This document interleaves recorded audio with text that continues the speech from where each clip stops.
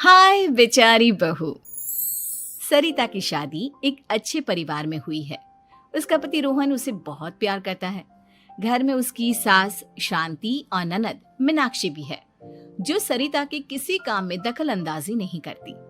लेकिन फिर भी सरिता को ऐसा लगता है कि दुनिया की सबसे ज्यादा बेचारी बहू वही है और सबसे ज्यादा अत्याचार उसी पर हो रहा है। माँ जी, ये लीजिए आपकी चाय।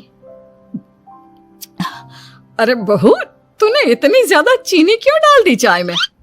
हाय हाय माँ जी, मैंने तो उतनी ही मीठी बनाई है जितनी मीठी आपको पसंद है। माँ जी, आपको तो मेरे हाथ की चाय अच्छी ही नहीं लगती। जब देखो कुछ न कुछ कमी निकाल ही देती हो। अरे बहू, तू एक बात के पीछे ही पड़ जाती है। मैंने ऐसा कब कहा कि तू रोज चाय खराब बनाती है? सरिता अपने कमरे में चली जाती है और फोन उठाकर अपनी माँ से बात करती है। हेलो माँ, कैसी हो आप? क्या कर रही हो? मैं तो ठीक हूँ, पर तू बता, तेरा मूड कैसा है? तेरी आवाज से लग रहा है कि कुछ तो हुआ है तेरे ससुराल में। अरे क्या बताऊँ माँ, यहाँ तो हर समय मेरे साथ बहुत बुरा व्यवहार होता है। मैंने अपनी सास के लिए इतनी अच्छी चाय बनाई, लेकिन मेरी सास चाय पीते ही मुझे 4 बातें सुना दी। बेटी, तू इतनी छोटी छोटी बातों पर ध्यान ही क्यों देती हो? तुम्हारी सास ने कुछ बोल भी दिया तो क्या हो गया? वो बड़ी है ना तुझसे। माँ ने इतना समझाया, लेकिन इस बात का सरिता पर कोई असर नहीं हुआ। अपनी बेचारी बहू की छवि वो बदलना ही नहीं चाहती। अगली सुबह सब नाश्ते की टेबल पर बैठकर नाश्ता कर रहे थे। तभी सरिता ने अपने पति से कहा, सुनिए जी, मुझे ना आज बाजार से कुछ सामान लेकर आना है। आज आप ऑफिस से आने के बाद मुझे लेकर चलना ना। भाभी, मुझे भी कुछ किताबें खरीदनी है।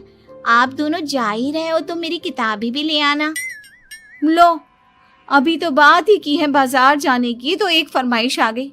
माँ जी, आप भी बता दो कुछ, और हाँ, मोहल्ले वालों से भी बोल दो अगर वो कुछ मंगवाना चाहते हो तो। बेचारी मीनाक्षी अपना सा मुंह लेकर रह गई। ये सब देखकर रोहन से चुप नहीं रह गया और वो गुस्से में बोला, सरिता, क्या हो गया है तुम्हें? मीनाक्षी ने तो सिर्फ किताबों के लिए बोला है। तुम्हें मीनाक्षी से इस तरह से बात नहीं करनी चाहिए। माफी मांगो उससे अभी। क्या? मैं माफी मांगू? दिन भर आपके घर के काम करूं मैं, आपकी और आपके घर वालों की बातें सुनूं मैं, और अब माफी भी मैं मांगू? ऐसा कभी नहीं हो सकता। ये बोलकर सरिता वहां से चली जाती है। एक दिन उनकी पड़ोसन घर आती है। अरे सरिता, क्या कर रही है? और क्या करूंगी भाभी जी, बस घर का काम ही कर रही हूँ। आप बताओ कैसे आना हुआ? अरे मैं तो तुम्हारा हालचाल पूछने आई थी, लेकिन तुम तो बिजी लग रही हो। कोई बात नहीं, मैं बाद में आ जाऊंगी। और क्या करूं भाभी जी, जब से शादी होकर आई हूँ ना, बस काम ही कर रही हूँ। और इस घर में ना कोई मेरी कदर नहीं करता। पति है जो बस घर से ऑफिस, ऑफिस से घर। ननद को तो कॉलेज से फुर्सत नहीं। बची सास तो उनका सारा समय मेरी गलतियां निकालने में लग जाता है। अरे ये क्या कह रही हो सरिता? तुम्हारी सास तो पूरे मोहल्ले में तुम्हारी तारीफ करती फिरती है कि तुम बहुत अच्छी हो, पूरा घर तुम्ही ने संभाल रखा है। हाँ तो क्या हुआ? इसमें गलत क्या कहती है? सच्ची तो कहती है। मेरी मर्जी के बिना इस घर का पत्ता भी नहीं हिलता।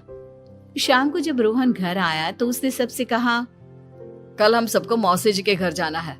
उनकी बेटी की शादी है। सब अपनी अपनी पैकिंग कर लो, सुबह होते ही निकल जाएंगे। और सरिता, तुम कान खोलकर सुन लो, वहां जाकर किसी की बुराई भलाई शुरू मत कर देना, नहीं तो मुझसे बुरा कोई नहीं होगा। हाय हाय जी, आप तो ऐसे कह रहे हो जैसे मैं सुबह शाम सबकी बुराई करती फिरती हूँ। आज तक कोई कह नहीं सकता कि मैंने किसी की पीठ पीछे किसी के बारे में कोई बुरी बात बोली हो तो। अरे बस बहू, बात को और ज्यादा आगे मत बढ़ा। हमें सब पता है तो हमारे साथ क्या व्यवहार करती है। ये बात घर तक रखना, शादी में किसी को कुछ मत बोलना, नहीं तो सब कहेंगे कि शांति की बहू कितना बोलती है। हाँ हाँ, सब कुछ तो मैं ही बोलती हूँ ना। आप लोग तो हर समय फूलों की बारिश करते रहते हो मेरे ऊपर। सारी गलती मेरी है जो मैं इस घर में आई। सबका कितना ध्यान रखती हूँ, लेकिन फिर भी मेरी तो आप लोगों की नजर में कोई कदर ही नहीं है। अगली सुबह सब लोग मौसी जी के घर पर चले जाते हैं। वहां पर शादी का माहौल होता है, सब जगह चहल पहल होती है, बहुत सारे मेहमान आए हैं। सरिता को वहां बहुत अच्छा लग रहा है। वो अपने मन में सोचती है, यहाँ कितना अच्छा लग रहा है, कितनी रौनक है। मैं यहाँ किसी से ज्यादा बात नहीं करूंगी। अगर मेरे मुंह से कुछ ऐसा वैसा निकल गया तो रोहन जी तो मुझसे गुस्सा हो जाएंगी। सरिता ये सब सोच ही रही थी कि वहां रोहन की कजिन साक्षी आ गई और सरिता से बोली, आप सरिता भाभी हो ना? जितना आपके बारे में सुना था आप तो उससे भी ज्यादा सुंदर हो। हाँ वो तो है, मेरी सुंदरता की तारीफ सब करते हैं। मेरे मायके में तो सब यही बोलते हैं कि रोहन जी की किस्मत बहुत अच्छी है जिन्हें मैं मिली। लेकिन आप कौन है? मैंने आपको पहचाना नहीं। मैं रोहन भैया की कजिन हूँ। आपकी शादी पर नहीं आ पाई थी ना, इसलिए आप मुझसे मिले नहीं कभी। शांति मौसी और मीनाक्षी आपकी बहुत तारीफ करते हैं। क्या कहा तुमने? मेरी तारीफ? कभी नहीं। मेरे ससुराल वाले कभी मेरी तारीफ कर ही नहीं सकते। मैं इतनी अच्छी हूँ, मेहनती हूँ, लेकिन उन्हें तो मेरी कदर ही नहीं। सारा दिन घर का काम करती हूँ, फिर भी मेरी सास ना मुझे सुनाती रहती है और पति भी मेरी सास की साइड लेते हैं। ना कभी बाहर ले जाते हैं, ना कहीं घुमाने। अगर घुमाने के लिए कभी बोल भी देना तो उनकी बहन बीच में आ जाती है। मैं कैसे रह रही हूँ उस घर में ये मैं ही जानती हूँ। सरिता की ये बातें सुनकर साक्षी को बड़ी हैरानी हुई। अब वो हर किसी के सामने अपनी बढ़ाई और ससुराल वालों की बुराई करने लगी। रोहन और शांति को सरिता पर बहुत गुस्सा आया, लेकिन वो चुप रहे।